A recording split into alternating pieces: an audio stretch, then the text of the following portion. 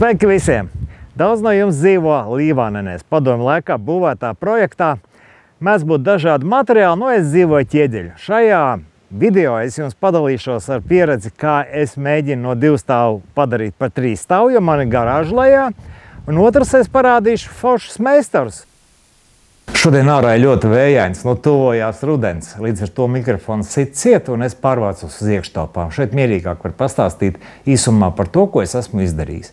Proti, man tagad būs silts pagrabs un es tagad, kā teikt, sildīšu māju no apakšas, kas esot ļoti pareizi. Par to arī šodienas stāsts. Tas ir video turpinājums no šī te posta, kurā bija Emīls un Jāni atbraukuši un padarīja man brīnumus pāris dienās. Īsāk sakot, puiši ieradās uz šejieni ar busiņu, piekrāmēja man pilnu māju ar instrumentiem. Man tas pirmais, kas ienāca prātā, kad kā džegiem ir viss nepieciešamais profesionālam darbam. Cepur nost. Es vienmēr cenšos iemācīties arī kaut ko labu, un es skatos, ka tev ir tāds busiņš. Es jau tev pirmīt teicu, kad es no tevis varu pamācīties, kā kastītē sanumurēt, salikt, lai visu uzrakstītu virsū, lai visu zinātu. Kā tu līdz tādai dzīvē esi nonācis, līdz tādām secinājumam? Nu redzi, tā ir, uztaisīju visu pats savām rokām, sameistaroju.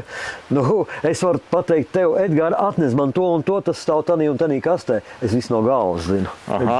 Skaties, redzi, te piemēram visādi sīkumiņas atbrauc uz objektu, man nav tā, kad uzreiz, pirmais par rokai ir, vajag kaut kādas ventīlīšas, lūdzu, te ventīlīši. Skaties, jebkur kastu, ko tu gribi. Ideāli tas, kad, tev arī viss par rokai, instrumenti kaut kādu vajag. Ko tev vajag? Putei, lūdzu, reku ir puteksūcējs, tālāk ir ielikt silikona aizmugurē.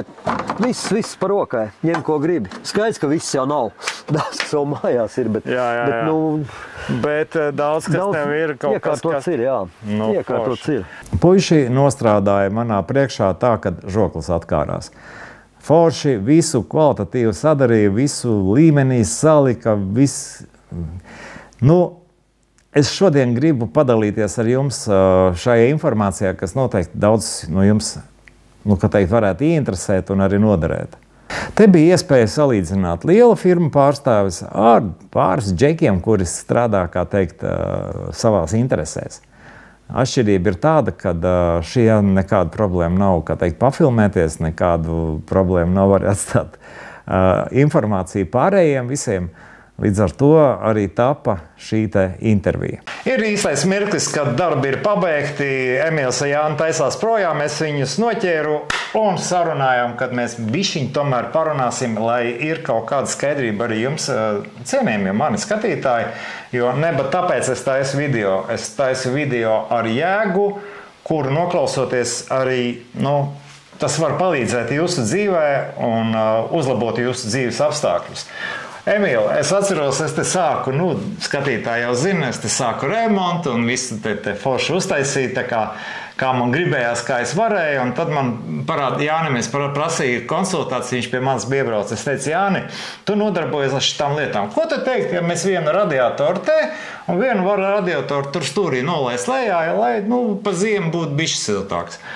Viņš man nopietni paskaidroja, ka tas tā neies cauri, ka tur tā čakarēšanās vien ir, un rezultātā jūs abi atbraucāt man te pāris dienās, es skatos, kad 1, 2, 3, 4, koroči mēs visu pagrabu uztaisījām. Proti, jautājums ir sekojošs. Noteikti daudz dzīvo līdzīgās mājās, Līvānenēs, Līvānu projektā, kurā ir lieli diezgan pagrabi, kurus var pārvērst par gandrīz vai dzīvojamām telpām. Kāpēc mēs salikām tik daudz radiatorus un principiāli mainījām visu filozofiju apkurs? Lai būtu normāls siltums, ja ieliks 1, 2 radiatorus, kā tu biji domājuši šitām telpām, tad tev drausmīgi lieli jāliek, un vienā vietā tu viņus neizliks. Labāk izmētāt katrā telpā pa radiatoriņam, un tad tev forši. Viss silts būs, varēs justies komfortabli. Ja tev tā kā bomba bežišķi, kas tad arī varēs normāli dzīvot. Rezultātā mēs tā kā mainām visu filozofiju. Ja man apakšā tagad būs tāda apkure, sieva man pirmā, kas man teica, to ko tagad pagrabu karsēs, mēs augšā salsim, Es pagateicu, mainīsies. Siltums ceļās uz augšu. Aha.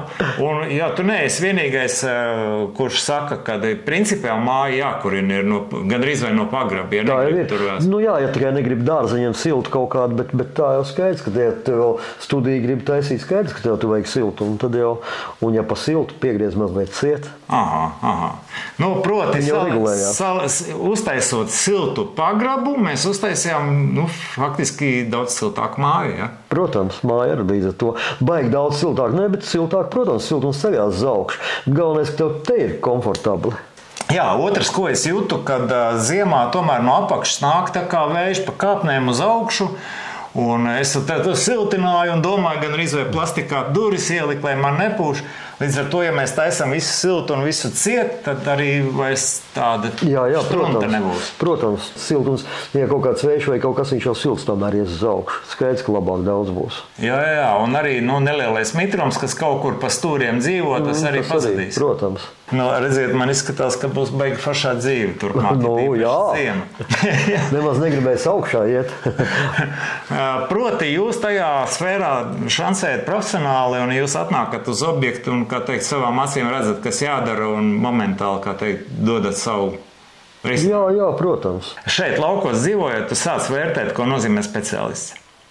It kā vietējos kaut kādus pa lēto var dabūt, rezultāts ir, kā jau parasti, kaut kas nav pareizi izdarīts, jāpārtais atkal jāmaksā, respektīvi meklējam šos te labos cilvēkus, un arī tāpēc arī šis te video ir par labiem cilvēkiem. Labus meistarus beidzot mēs sākam novērtēt.